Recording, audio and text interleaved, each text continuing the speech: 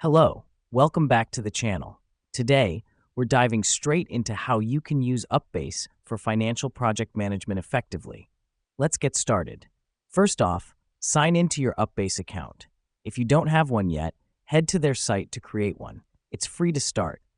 It's crucial to have an account because this is where you'll manage all your financial projects. Now that we're logged in, it's time to create a new project. Click on the New Project button, usually located on the top right of your dashboard. The reason we do this is to start organizing our financial data into separate projects, making it easier to manage our finances. Once you've created a new project, it's time to add team members. You'll see a tab labeled Team on the left side of your screen. Click on it, then select Add Team Member. Remember to assign roles accordingly. This helps us because it allows for collaboration, ensuring that all key players are in the loop. Next up, let's start adding tasks.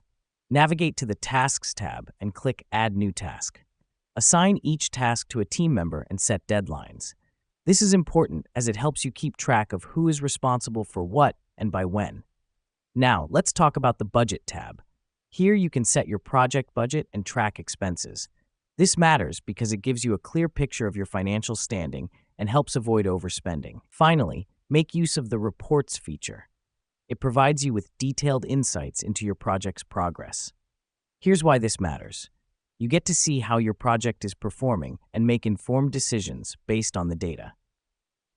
And that's it. You now know how to use UPBASE for managing your financial projects effectively.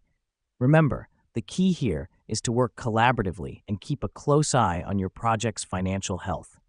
Thanks for tuning in, and see you in the next video.